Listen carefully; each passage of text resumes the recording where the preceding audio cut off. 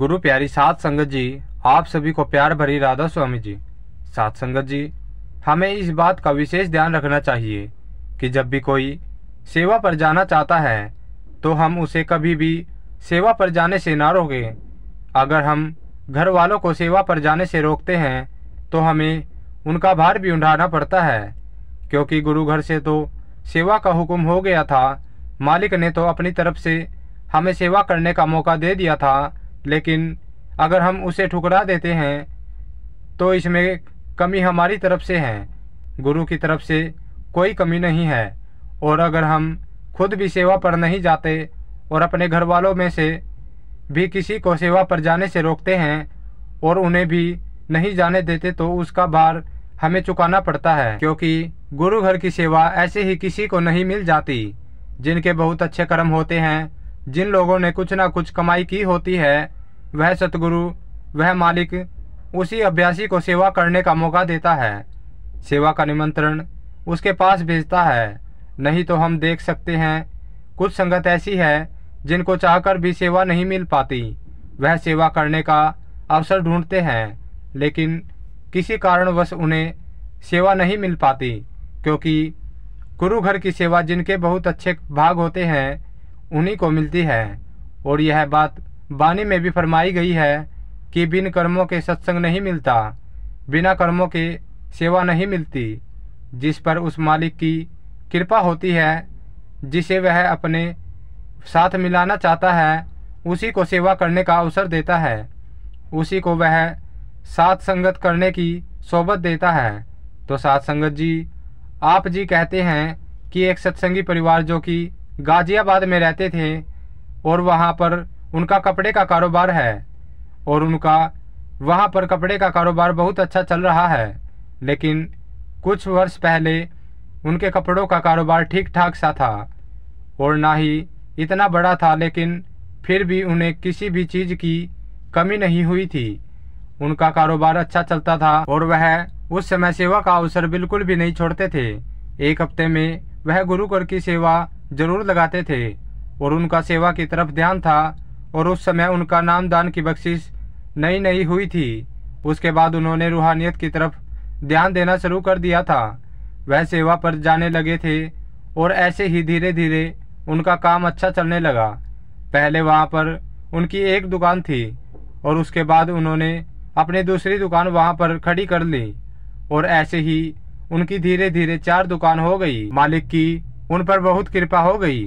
तो साथ संगत जी, जब कोई दुनिया में हमारे पास ज़रूरत की ज़्यादा चीज़ें हमारे पास मिल जाती है, हमारी ज़रूरत से ज़्यादा हमें धन मिल जाता है, तो हमारा ध्यान अपने आप ही रूहानियत से हट जाता है और हम इस संसार की मोह माया में पड़ जाते हैं, उसी में व्यस्त रहते हैं। तब हमारे पास मालिक के लिए समय ही नहीं निकल पाता और हमारा ध्यान उस तरफ से हट जाता है।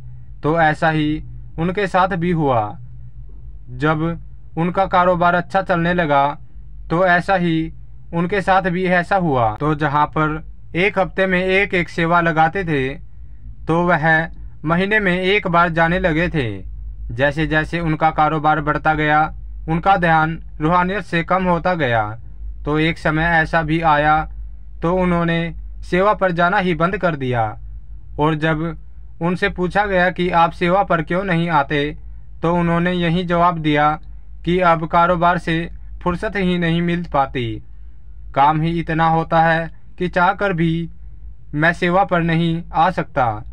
तो जब उन्होंने सेवा पर जाना बंद कर दिया तो उनके घर कुछ सत्संगी सेवादार सेवा के लिए कहने गए कि हमारे सत्संग घर से सेवा जा रही है, आपके परिवार में से किसी न किसी को हमारे साथ चलना पड़ेगा, क्योंकि सेवादारों की कमी हो गई है। तो आपको भी अपना नाम सेवा की सूची में लिखवाना पड़ेगा। लेकिन उन्होंने उस समय भी जवाब दे दिया, जबकि उस परिवार में से उस सत्संगी की पत्नी कहती है कि मैं सेवा पर चली जाती हूँ, बहुत दिन हो गए हैं मैं सेवा पर नहीं गई, मेरा सेवा पर जाने का बहुत मन कर रहा है। लेकिन उस सत्संगी ने अपनी पत्नी को भी सेवा पर जाने से मना कर दिया, क्योंकि अब उन्होंने अपनी दुकानों को भी देखना पड़ता था। तो किसी न किसी को दुकान पर बैठना पड़ता था। जैसे कि घर में सभी की ड्यूटी लगी हो, इतने से इतने बजे तक आपको दुकान पर बैठना है, काम करना है। इसी के कारण उसने अपनी पत्नी को सेवा पर जाने से रोका और काम पर ध्यान देने के लिए बोला। तो जब वह अपने पति के कहने पर सेवा पर नहीं गई तो उसे बहुत दुख लगा कि जब मैं पहले सेवा पर जाया करती थी, संगत के साथ सेवा किया करती थी और कितना आनंद आता था, लेकिन जब से इस काम में पड़ी हूँ तब से ना तो मुझे अपने लिए समय मिल पाता है और ना ही सेवा पर सेवा के लिए जा पाती हूँ।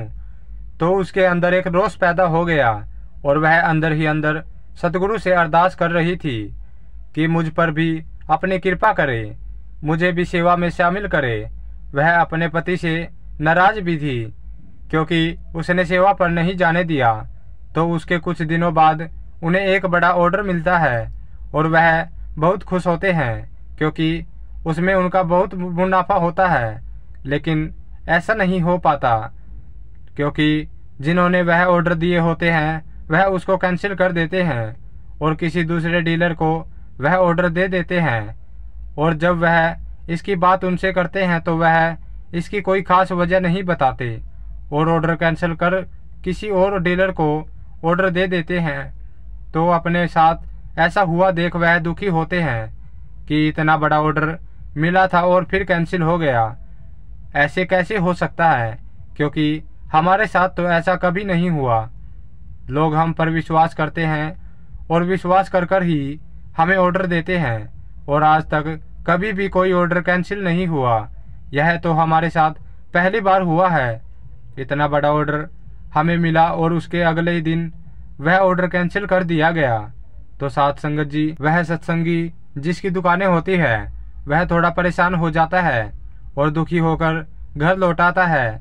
तो जब उसकी पत्नी उसको परेशान देखती है तो वह अपने पति के साथ जाकर बैठ जाती है और उनके परेशान होने का कारण पूछती है।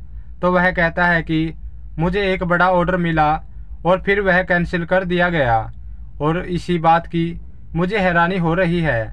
और दूसरी बात यह है कि ऑर्डर कैंसिल कर कर मेरे साथ इस शहर में जो दूसरी दुकानें हैं उनको दे दिया गया। उनकी पत्नी को सतगुरु का इशारा समझ में आ जाता है कि हमारे साथ ऐसा क्यों हुआ और वह यह बात समझ जाती है कि कुछ दिन पहले मुझे सेवा पर जाने का हुक्म हुआ था और उन्होंने मुझे सेवा पर जाने से मना कर दिया। लेकिन मेरे अंदर सेवा पर जाने की तड़प थी, सेवा पर जाने की चाहत थी। तो शायद सतगुरु इसलिए इशारा दे रहे हैं कि दुनिया के काम काजों में इतने भी मस्त ना हो जाओ कि रूहानियत को भूल ही जाओ। ठीक है कि हमें दुनिया के कार व्यवहार भी करने हैं, काम धंधे भी करने हैं, लेकिन हमें इतना भी व्यस्त नहीं होना है कि हम गुरु के लिए समय ही ना दे पाए, अपने सतगुरु के लिए समय ना निकाल पाए। और इसलिए सतगुरु ने हमें यह इशारा दिया है और वह अपने पति से कहती है कि आप पहले हफ्ते में एक बार सेवा लगाते थे और उसके बाद आपने सेवा पर जाना बिल्कुल ही बंद कर दिया। जबकि पहले आप सेवा पर जाते थे तब भी हमारा कारोबार अच्छा चलता था, हमें कभी भी किसी भी चीज़ की कमी नहीं हुई थी। सतगुरु ने कभी भी किसी चीज़ की कमी नहीं होने दी। लोग हमें घर आकर ऑर्डर दे जाया करते थे, लेकिन जब आपने सेवा पर जाना बिल्कुल ही बंद कर दिया, वह भी इसलिए क्योंकि आप पर बहुत ज़्यादा काम पड़ने लगा और आप काम में व्यस्त रहने लगे। तो जब आपके साथ ऐसा हुआ और अब सतगुरु ने हमारे घर सेवादारों के रूप में आकर हमें सेवा पर आने का निमंत्रण दिया तो आपने वह भी ठुकरा दिया। तो इसलिए हमारे साथ ही ऐसा हुआ। सतगुरु हमें यह समझाना चाहते हैं कि हमें धन दौलत से इतना प्यार नहीं पाना चाहिए जो हमसे हमारी सेवा ही छीन ले, जो हमसे हमारा सत्संग ही छीन ले। और जब ऐसा होने लग जाए तो हमें सावधान हो जाना चाहिए, क्योंकि यह हमारा मन ही होता है जो हमारे साथ खेल खेल रहा होता है, हमें दुनिया में उलझाने की कोशिश करता है। तो इसलिए तो अक्सर सतगुरु फरमाते हैं कि भाई रोज भजन बंदगी में बैठा करो ताकि रोज उस मालिक की याद आए और आपके अंदर उसकी याद बनी रहे, ताकि आप उसे भूल ना सके इसलिए रोज भजन बंदगी करने के लिए बोला जाता है। और जो नाम की कमाई करते हैं उन्हें मालिक इस संसार में किसी चीज़ की कमी नहीं होने देते, फिर चाहे वह काम करे या ना करे, लेकिन मालिक उनके कार्य अपने आप संभाल लेता है। जैसे कि अक्सर हमेशा फरमाया जाता है कि अगर हम नाम की कमाई करेंगे तो वह मालिक हमारा परमार्थ भी बना देगा और हमारा स्वार्थ भी बना देगा। तो साथ संगत जी, हर रोज मालिक की याद में बैठना है, भजन बंदगी पर बैठना है। इसी के साथ हम आपसे इजाज़त चाहते हैं। कमेंट में राधा स्वामी लिखकर अपने शहर का नाम जरूर लिख देना जी, जिससे कि हमें पता चल सके कि बाबा जी की संगत शहर के किस किस कोने से हमारी वीडियो देख रही है जी। मिलते हैं नेक्स्ट वीडियो में, तब तक के लिए आप सभी को प्यार भरी राधा स्वामी जी।